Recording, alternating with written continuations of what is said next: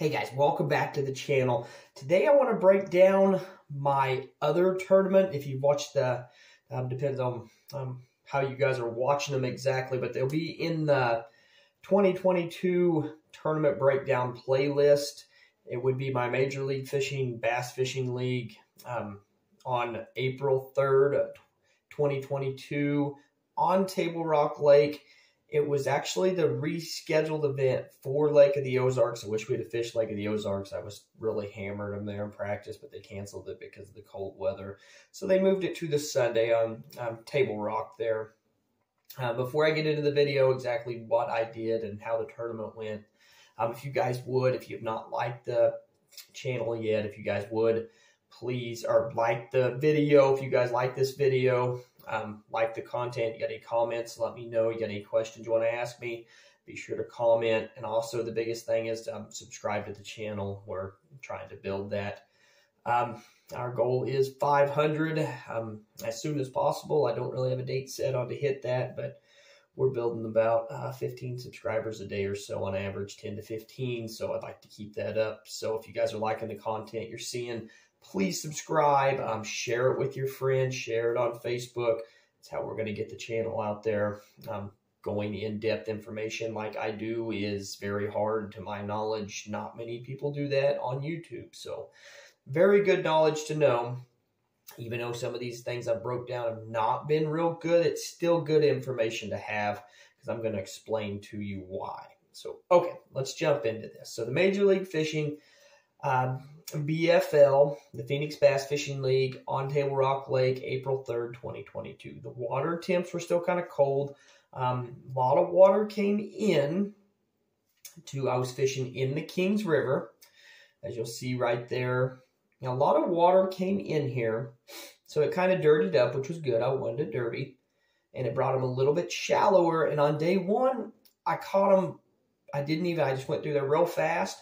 I caught 4 keepers out of these areas, and my co-angler caught 1 or 2. I can't remember how many he caught exactly. And I got out of there because I knew I was coming back on day 2, and there wasn't much fishing pressure at that time in there. So I was like, I'm going to pull out of here, save these fish for tomorrow. Since we got 2 days, you know, I could have swung it and got it.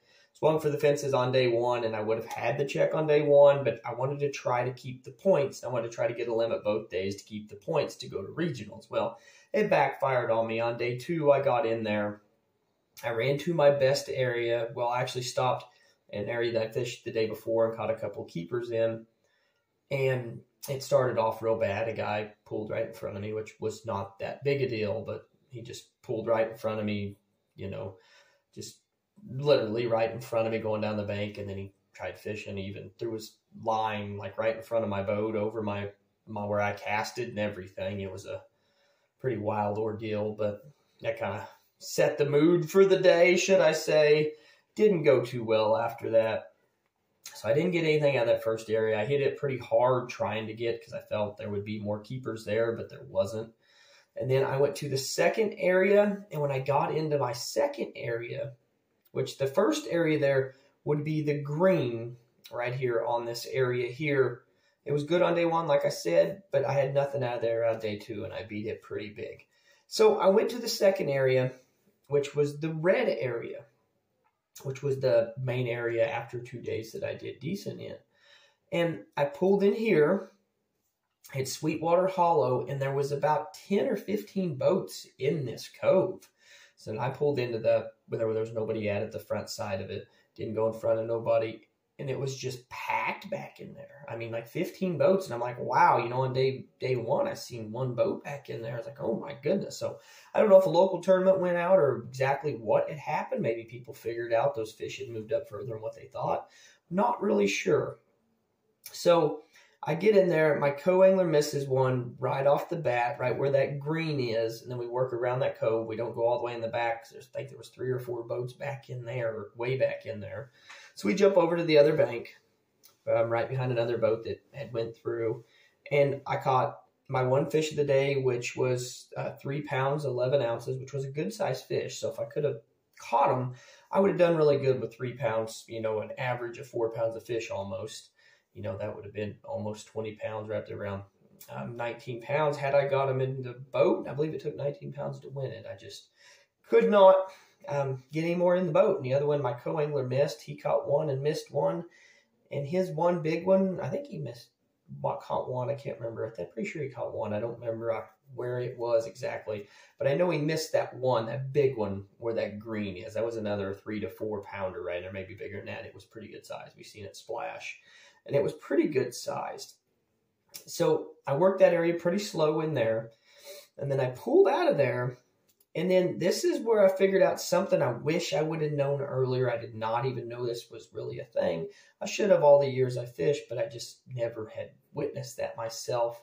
In the colder water, I say colder water, the water temp was in the low 50s to mid 50s, if I remember right. Pretty sure it was like 52, might have been 50, 49, can't remember exactly. I fished 2 weekends in a row over there.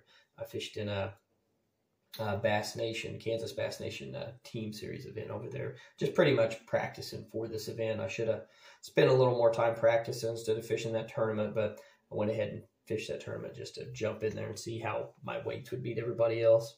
So the blue here is bluffier, steeper banks. And I was really just pulling in to fish that cove there where you see the first blue bank right there where I got the blue. I just was stopping there and just kind of hitting that point to go into the cove. And that is where altogether, that's when I figured out that they were out on these channel swing banks and the steeper, bluffier banks.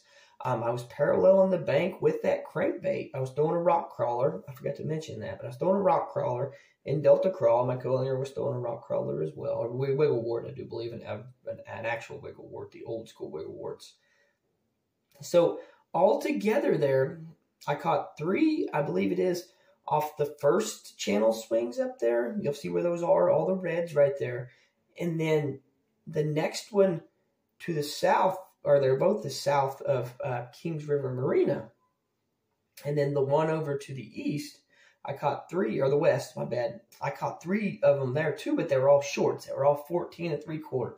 14 3/4. I need a 15-inch fish, but that's what didn't really tell me to try to stick to that too much, was just because the smaller fish was there and I caught the bigger fish back further in the pocket. So I didn't really register in my head exactly what was going on until later on when I figured out that is actually a pattern in the Ozarks and on these banks, is hitting those steeper banks up the rivers on the channel swings. Even on Main Lake, I heard it's a big thing too on the channel swing banks, throwing that rock crawler wiggle wart right up on the bank and just pretty much paralleling the bank and bringing it back to you.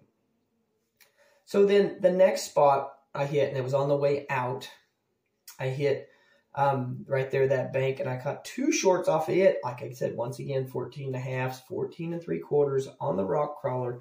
So all together, I caught a lot of fish that day, and then I pulled out of there and I went back to jerkbait. When I went up to the clearer water, I should have kept throwing, like I said, the rock crawler even up in the clearer water, and went with a more natural color, a more natural red for the clearer water. But I went out for deeper jerkbait fish, thinking maybe they would be out deeper, which they were out deeper. I heard some people caught them out on the deeper points with A-rigs back in the ditches with the jerkbait.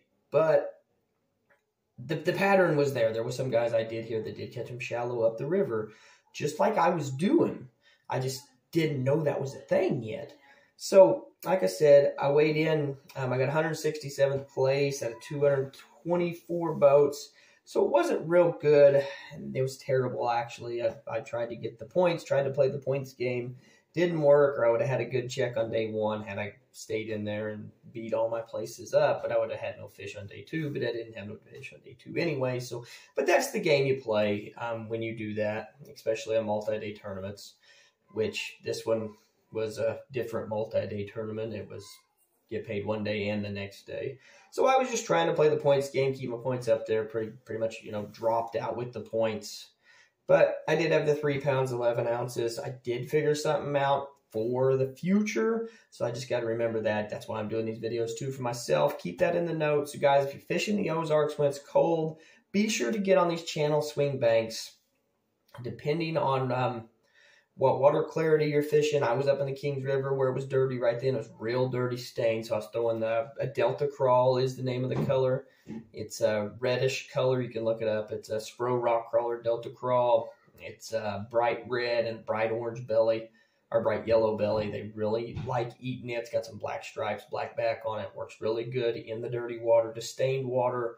I like that color this time of year. Now, but you get up, it's also a pattern once you get up anywhere on the lake, just according to your colors. I mean, go to a lighter red, a more natural red, a more translucent red.